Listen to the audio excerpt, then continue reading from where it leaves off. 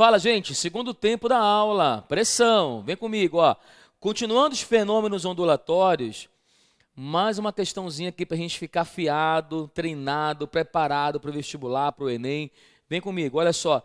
Na medida em que se aproximam da beira da praia, as ondas reduzem a sua velocidade, muito bem, vamos voltar aqui, de propagação. Isso ocasiona uma redução no comprimento de onda. Você está vendo? Tudo que a gente estava conversando ainda há pouco está aparecendo aqui. As ondas se aproximam da praia, ou seja, diminui quem? Diminui a profundidade e aí reduzem a sua velocidade, diminui a velocidade. Se diminui a velocidade, isso acarreta uma redução no comprimento de onda. Está tudo relacionado. Menor profundidade, menor velocidade, menor lambda.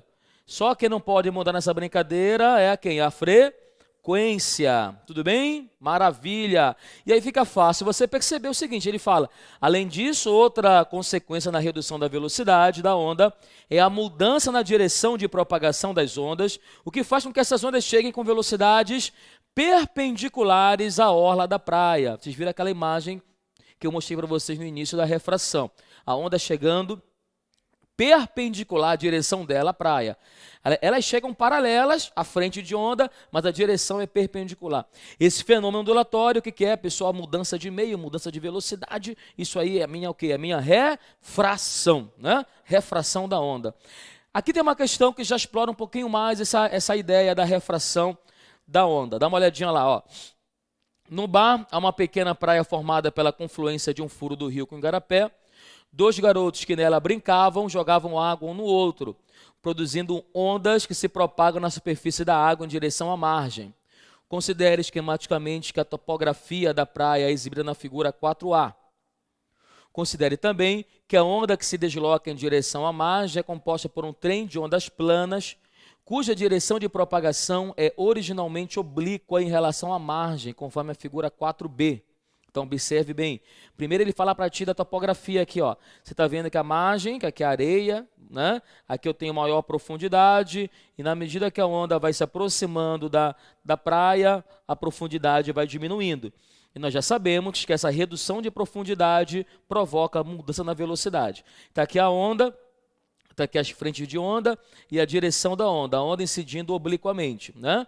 Bom, aí ele fala assim, a velocidade de propagação da onda é proporcional à raiz quadrada da profundidade h, aquela relação que a gente já conversou um pouquinho, correto? Muito bem. Bom, desprezando quaisquer efeitos dispersivos, podemos afirmar que a direção de propagação das ondas, ao se aproximarem da margem, o que acontece com essa direção da onda, quando ela se aproxima da margem? Então, observa aqui para você entender legal. Novamente, aquela imagem, você percebe aqui as ondas chegando aqui à margem, né? A margem é isso aqui, ó, tá aqui o litoral, a praia, a areia, mas a direção delas, quando essa onda quebra, quando essa onda chega na praia, elas chegam numa direção aqui, ó, direção que forma o quê? 90 graus com a margem, com o litoral. E eu vou te explicar por que isso acontece. Isso acontece porque quando a onda ela vai chegando, observa aqui a areia, a praia, a onda vai se aproximando, observa essa imagem aqui, esse trem de ondas. As ondas que estão desse lado aqui, ó, estão numa profundidade menor. Tudo bem? Eu vou colocar uma linha imaginária aqui para você, ó, tá certo? Aqui eu tenho mais afastado da areia, deixa eu melhorar aqui essa linha para vocês, ó, mais afastado. Então aqui eu tenho maior profundidade, aqui eu tenho menor profundidade. Acontece que esse lado aqui, esse lado da onda, está correndo mais que esse outro. Exatamente. Né? Perceba que ó, esse lado 2 corre mais do que o lado 1. Então, V2 maior que V1. Gente, se um lado corre mais rápido que o outro lado, essa onda ela vai desviar. Correto? Esse lado vai ter maior velocidade. Como o lado 2 corre mais, por quê? Porque está na região mais profunda, a onda sofre uma mudança na direção, ela vai refratando. A mesma coisa acontece aqui, ó. Na verdade, pessoal, são sucessivas refrações. Não é uma, são várias refrações. Aqui a mesma coisa acontece. Maior profundidade, menor profundidade. Lado 2, lado 1. Quem corre mais? O 2 ou 1? O 2. Como o V2 é maior que V1, como esse lado da onda corre mais rápido que esse, a onda desvia. Então ela vai sofrendo várias refrações até que a sua direção fique perpendicular à praia. as ondas quebram paralela, praia, areia, mas a direção de propagação da onda está aqui a direção perpendicularmente. Então é isso que está acontecendo, tá bom? Perceba aqui, ó, são sucessivas refrações até que a direção da onda fica perpendicular à praia. Sabendo disso, vejamos qual a resposta. Vamos lá. Então ele pergunta aqui, podemos afirmar que a direção de propagação das ondas ao se aproximarem da margem, letra A fala, tende a alinhar-se perpendicularmente, 90 graus, à margem devido ao efeito de refrações sucessivas. Perfeito, gente. Letrinha A, que legal. Maravilha, né? Tudo bem? Questão boa, questão interessante. Bom, aqui nós temos uma outra questão. Perceba nessa outra questão aqui a seguinte situação. Vamos lá, dá uma olhadinha aqui. A velocidade de propagação de um tsunami em alto mar pode ser calculada pela expressão V igual raiz de GH, onde G é a gravidade, H é a profundidade. A mesma expressão também se aplica à propagação de ondas num tanque de pequeno tamanho. Considere a situação mostrada no esquema, onde uma torneira goteja a intervalos regulares sobre o centro de um tanque que tem duas profundidades diferentes. Identifique o esquema que melhor representa as frentes de ondas geradas pelo gotejamento.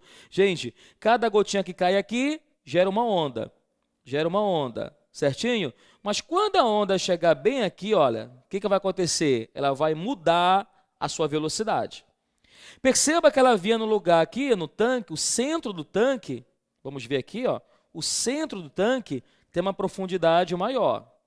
Já aqui, a profundidade é menor.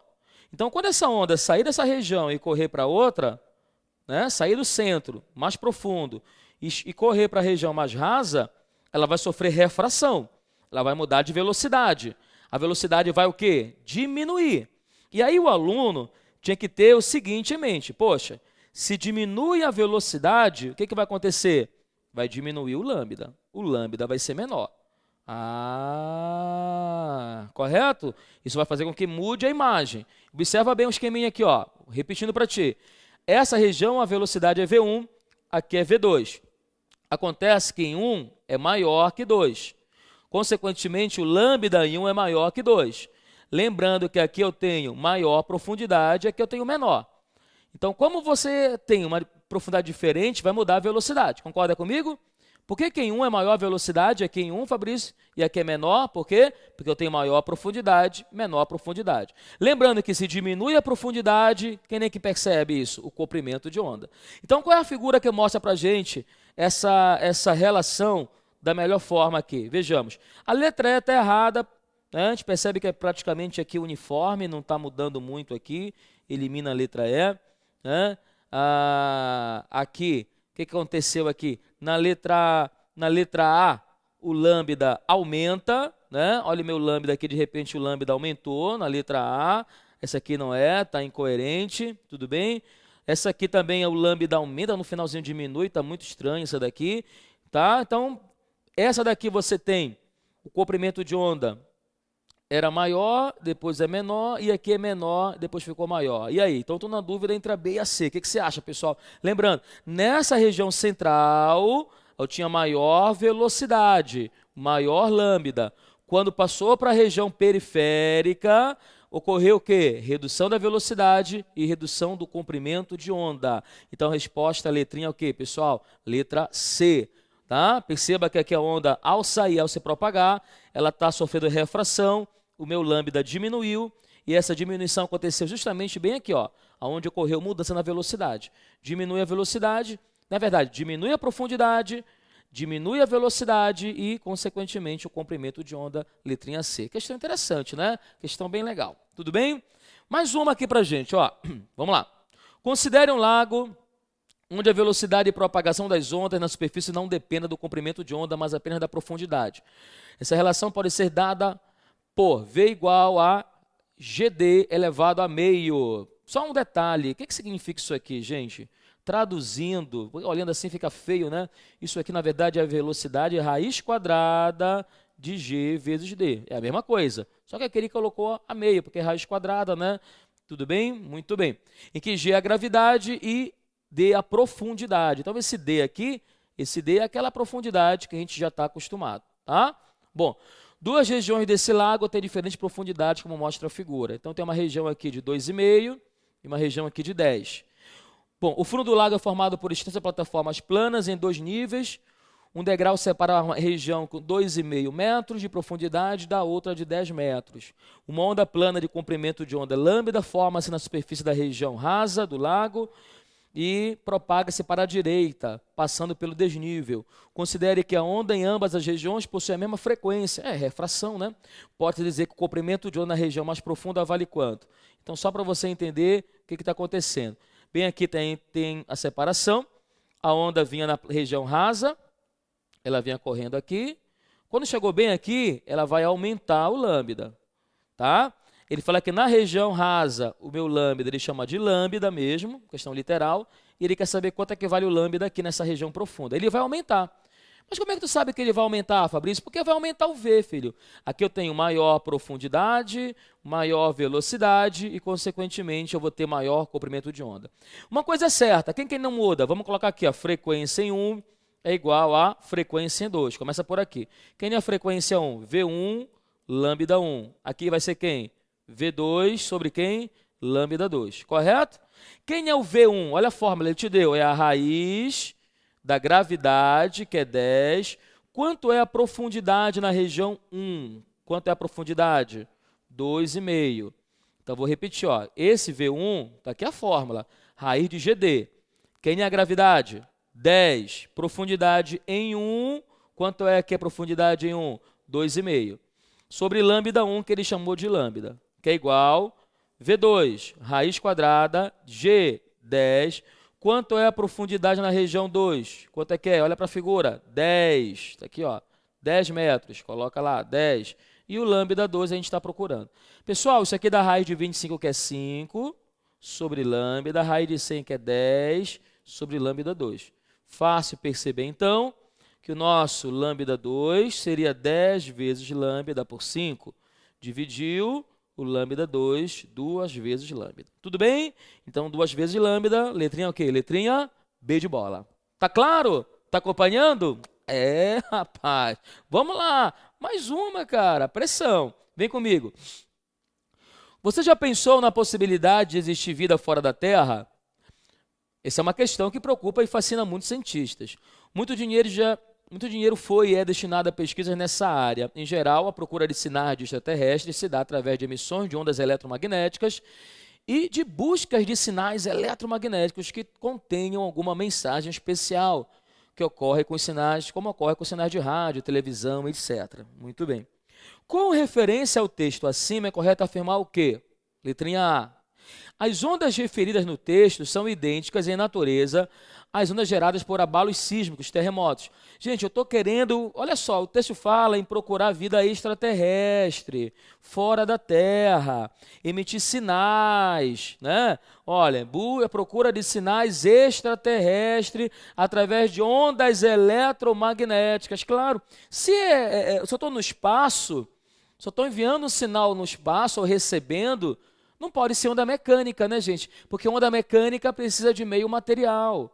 O som não se propaga no vácuo, por exemplo. Então, eu tenho que ter onda eletromagnética, ondas de rádio, micro-ondas. São essas ondas que se propagam no vácuo. Então, quando ele fala na letra A, que as ondas referidas no texto, as ondas eletromagnéticas, são idênticas em natureza. Em relação às ondas mecânicas, ondas geradas por abalos sísmicos e terremotos são ondas mecânicas, não. São naturezas diferentes, tá bom? Terremoto, abalo sísmico são ondas mecânicas, tem que ter meio material. Letra B. O tipo de onda referida no texto, enviada por nós, terráqueos, aumenta a sua velocidade no vácuo espacial à medida que vão se afastando da Terra? Não, gente. Se não mudar de meio, não vai mudar a velocidade. E detalhe, né? A onda já está no vácuo, ela já está na velocidade máxima dela. 3, 10, oitava metros por segundo. Não tem como ela aumentar, ficar mais rápido que essa velocidade. Não existe isso. Então, a letrinha B elimina, está furada. Letrinha C. Supondo que as ondas emitidas estejam em um planeta que contenha água na forma líquida e que essas ondas passem a se propagar nesse meio, podemos afirmar que haverá mudança na frequência das ondas. Pô, quer dizer que a onda vem no vácuo, aqui no espaço, entrou na água, mudou a frequência. Ei, frequência não muda. Uma onda nasce, cresce, morre com a mesma frequência, não esquece. Letrinha D. Os comprimentos de onda diminuiriam se as ondas emitidas atingissem um planeta que contivesse água na forma líquida e se essas ondas passassem a se propagar nesse meio. Bom, pessoal, veja lá. V lambda F, frequência V sobre lambda. Isso aqui não muda. Se a onda entra na água, se ela vem no vácuo e passa para a água, o que vai acontecer do vácuo para a água? Vai diminuir o V. A luz, onda eletromagnética, não gosta de matéria. Tá bom? No vácuo ela tem velocidade máxima. Ao entrar no meio material, a velocidade vai diminuir. Então entrou na água, pá, diminui o V e diminui o lambda. Perfeito. Letrinha o quê? Marca lá, letra D. Tá bom? Então se essa onda passar para a água líquida, ela vai diminuir a sua velocidade, porque ela vinha no vácuo, tudo bem, onda eletromagnética, e entra no meio material, e aí ela vai reduzir a sua velocidade. A gente fala que a água ela é mais refringente, oferece maior resistência à propagação dessa onda. Tudo bem? Maravilha. Fechou? Legal? E o último de hoje aqui dessa aula é a difração. Já falamos da reflexão, falamos da refração e agora vamos falar da difração. É um fenômeno mais rápido da gente explicar para você. Difratar é a característica de uma onda em contornar obstáculos. Então aqui você tem algumas imagens, por exemplo, a onda aqui na praia encontrou uma fenda e ela não foi simplesmente em linha reta pela fenda, não, ela contornou a fenda. É isso que é difratar, é contornar. É mudar a sua direção original. A onda vem ali, chegou na fenda e ela contorna. Muitas vezes ela muda até o formato dela. Ela vem uma onda plana e depois ela contorna e se transforma numa onda circular ali. Um outro exemplo é se você consegue, por exemplo, ouvir o teu colega aqui, mesmo tendo um muro entre vocês, o som conseguiu contornar. Perceba que não é refração. Refração é quando tem mudança de velocidade, de meio. Não é isso. A onda não mudou de meio, ela só contornou ali o obstáculo, então dizemos que ela difratou. Mesma coisa aqui, ondas eletromagnéticas, que algumas têm essa capacidade com maior facilidade de contornar um obstáculo e chegar em locais que se ela fosse na reta, ela não chegaria. Então são 3 imagens aqui que você tem, e nas 3 a gente tem um fenômeno bem evidente, que é o fenômeno da difração, né? Fenômeno na qual uma onda contorna um obstáculo. Agora uma pergunta, olhando para essa imagem, olhando para essa criança bem aqui, eu tenho uma perguntinha para vocês, tudo bem? A perguntinha é a seguinte: o colega está ouvindo o outro do outro lado. Ei, fulano, você está bem? Como é que tá? Uau, vamos jogar bola hoje? Legal, uau, PlayStation. Está conversando com o vizinho. Mas ele está vendo o colega do outro lado? Ele consegue visualizar? Não, né, gente? O som contornou o muro, mas a luz não. Se a luz conseguisse contornar um muro, ele conseguiria ver o colega dele do outro lado. Olha que legal que seria, né? Mas por que a luz não contorna o muro? Ah, Fabrício, porque a luz não sofre difração. A difração só é com som. Verdadeiro ou falso? Falso, gente. A difração é um fenômeno ondulatório, pai. Qualquer onda pode difratar. O som, a luz, ultravioleta, raio-x, qualquer onda difrata.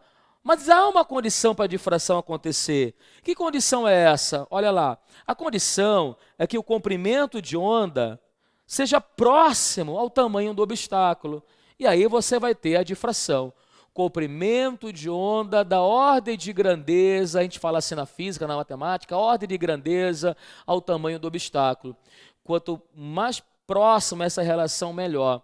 Então entenda uma coisa, só para te entender a história. A luz, ela tem um comprimento de onda em torno de 10 a menos 7 metros. Muito pequeno, muito pequeno. Já o som, amigão, o som audível, ele vai em torno de 2 centímetros a 20 metros. Ou seja, o que acontece? Um muro aqui, quanto é que tem um muro, pessoal? O tamanho de um muro? Em média, 3 metros? Tá aí. Então vamos lá, 3 metros. A luz não consegue contornar esse muro. Não dá. Não tem como. Porque 3 metros para a luz é muita coisa. Como o comprimento de onda da luz é muito menor que o obstáculo, no caso aqui o muro, não há difração. Não tem como difratar. 10 a menos 7, pô, o muro tem 3, coitado, a luz não consegue. A luz poderia difratar uma pequena fenda. A luz poderia difratar uma célula, estruturas pequenas, da ordem do seu comprimento de onda. Mas a luz não consegue difratar um muro. Entendido? Então, para a difração acontecer, há uma condição, tá bom? Há uma condição. Já o som consegue, porque o comprimento de onda do som vai de quanto? 2 centímetros a 20, 3 metros, está nesse intervalo. Um abraço para o som, contorna tranquilamente. Aqui a gente tem uma imagem bem legal, mostrando um pouquinho mais, para você entender um pouquinho mais da difração. Vou chamar aqui de figura 1, vou chamar aqui de figura 2, e a minha pergunta para você é a seguinte: aonde eu tenho maior difração? Aonde o fenômeno foi mais acentuado aí? Em 1 ou em 2? Fala para mim. Em 2. Aqui praticamente não teve difração, a onda somente passou direto. Vou falar assim, ela não fez mais do que a obrigação dela, né? Tinha uma fenda, uma abertura, pô, ela passou, não aconteceu nada. Aqui não. Aqui ela muda a direção dela. Nesse segundo exemplo a gente tem difração. Mas por que no segundo exemplo a difração aconteceu? Porque o tamanho do obstáculo é próximo ao comprimento de onda. Olha o lambda e olha o obstáculo. Aqui, olha o obstáculo e olha o lambda. Não dá, né? O lambda aqui, ó, é muito menor que o obstáculo. Quase não há difração. Aqui tu já tem a condição acontecendo e a difração acontecendo. Tudo bem? Legal? Olha só que questão interessante, inclusive essa imagem já veio na prova do Enem. Ele fala aqui para uma lâmpada, a luz em uma fenda, um buraco, a luz vem e ilumina ali praticamente em linha reta. Ele diminui essa fenda e a luz, praticamente um feixe de luz aqui, iluminando um pequeno ponto de luz. Mas de repente ele diminui mais a fenda e a luz, pá, ela abre, ela contorna. Isso mostra que ela conseguiu difratar. Essa fenda ficou bem pequena da ordem do seu comprimento de onda. Mesma coisa aqui, você tem, por exemplo, uma tela, um corte na forma de coração, e como a luz, a gente aprende que a luz se propaga em linha reta, não é isso? A imagem que aparece ali da luz é um coração.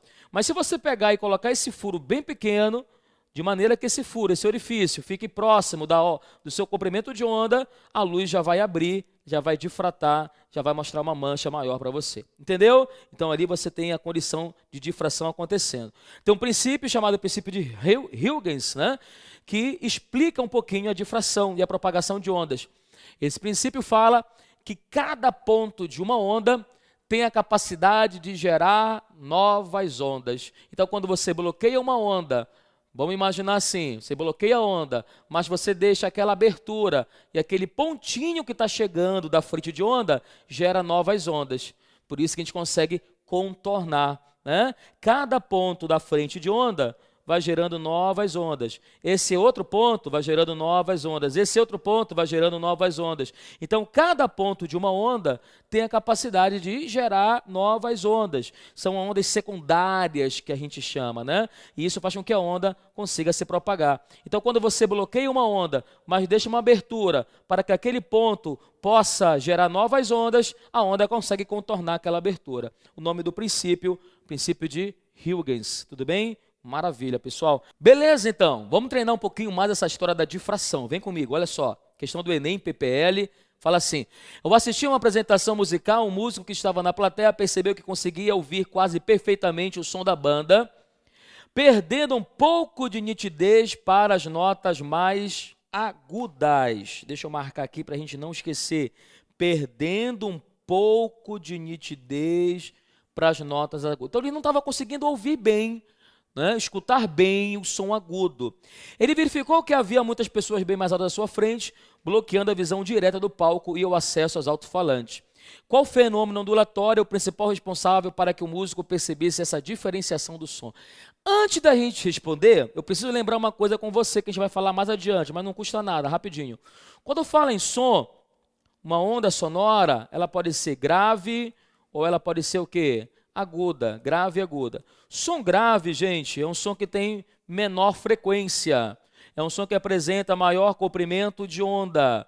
Som agudo, né? O que é uma nota, um som agudo, né? Seria um som que tem o quê? Maior frequência, consequentemente, menor comprimento de onda. Tudo bem? Beleza? Como é que eu posso explicar para vocês? O som de um violino. O som de um violino é um som o quê? Agudo, né? O som de um baixo, tum, tum, tum, tum, é um som já mais grave. Ok. Você deve ter percebido que quando você às vezes se aproxima de um local que está tendo uma festa, um ensaio de uma escola de samba, e aí você começa a escutar o som, você começa a perceber melhor que sons? Os graves. Por que o som grave ele é mais nítido, ou melhor, ele consegue chegar melhor a você, consegue ter maior alcance? O som grave, por ter maior comprimento de onda, olha o que eu vou te falar, ele tem uma facilidade maior em difratar obstáculos maiores.